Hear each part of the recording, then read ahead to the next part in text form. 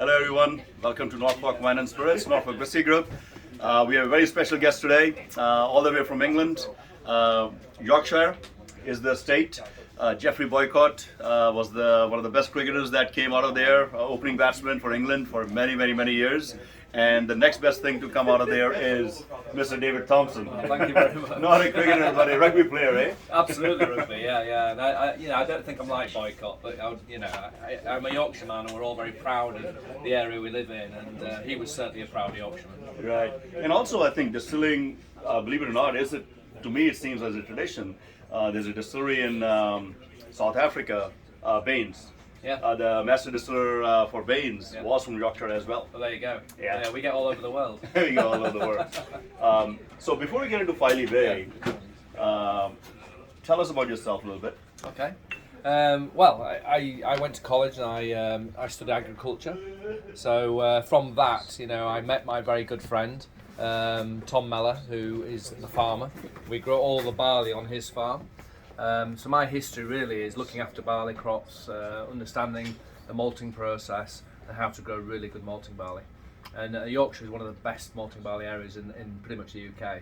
Even so, I'm from there, it doesn't matter. It's definitely the best in the UK. And you have a degree to prove it. Well, yeah, whiskey. I've the whiskey to prove it. Yeah. So, no, we really wanted to do something that's never been done before in Yorkshire. We had the main ingredients, we had water on the farm, we had the most best malting barley we could possibly grow, and it just made sense to go and make the best single malt we could. So we did. Okay, that's amazing. Yeah, I mean, I tried this 2 years ago. It came, arrived here in Norfolk, and we had no idea about Filey Bay. It was not really, there was not much press, and we were kind of going through the pandemic. The life was very different. Yes. And as happens with most new things, we opened the bottle right away, and I said, "Oh my God, this is really beautiful." We had the original cask or the flagship, and we had the STR cask. They were really beautiful, and I've been a fan ever since. So from barley to whiskey must be a big leap of faith, sort of, right? Yeah. Or did you have any background on that? No background at all. So we needed to find the best person in the world to actually teach us. So Dr. Jim Swan got involved with the distillery, right from the very early stages. He's obviously world famous for some cracking whiskies around the world. So we were in the right hands, and we basically worked with him for a good year and a half to develop not just how to distill, but the cask program as well. Okay. So the STR is a Jim Swan cask. It's got his DNA all over it. So it was wonderful to work with such a fantastic guy, with a knowledgeable guy of how to make whiskey from scratch. So that was a real pleasure. Right.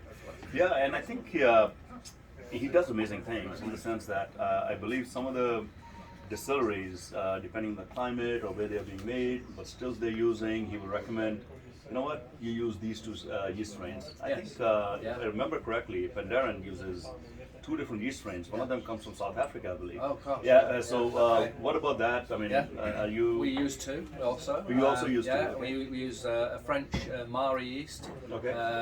And we also use a champagne yeast as well. The champagne yeast, Yeah, okay. So and there was actually one from Hull.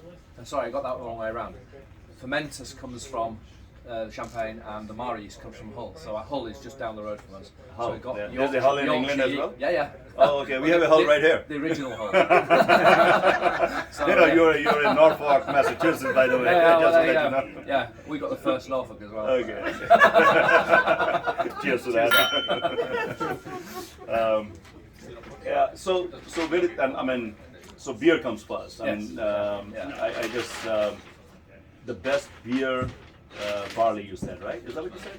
Or malting barley? Malting Okay. barley, yeah. So we did actually start making beer in 2003. So we were making very little money out of growing barley and sending it up to Scotland. So we decided to keep it back. So we've got water on the farm as well. So 2 of the main ingredients, and a Yorkshire yeast. Yeah. so we kept it back, and we made beer from 2002-3, and then we started to distill our wash in 2016. Okay. So we're just coming up to 7 years old now. Okay, fantastic.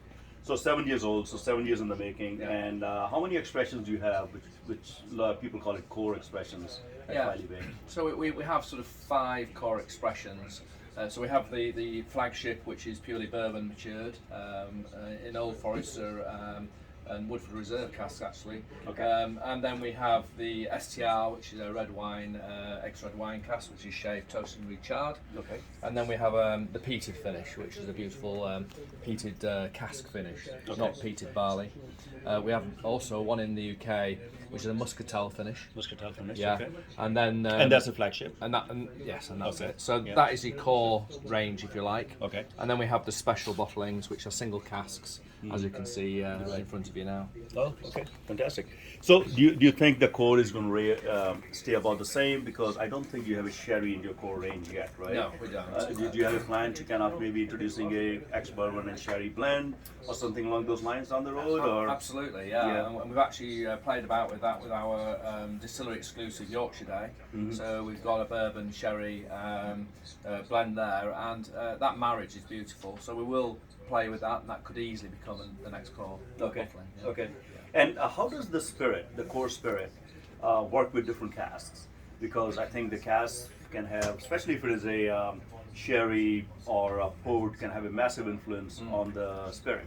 So how do you manage that? And is there what's your approach to those kind of things? Well, we're quite unusual. The fact we've got two new make styles. So we're a distillery which has a rectifying column sitting next to our spirit still. Okay.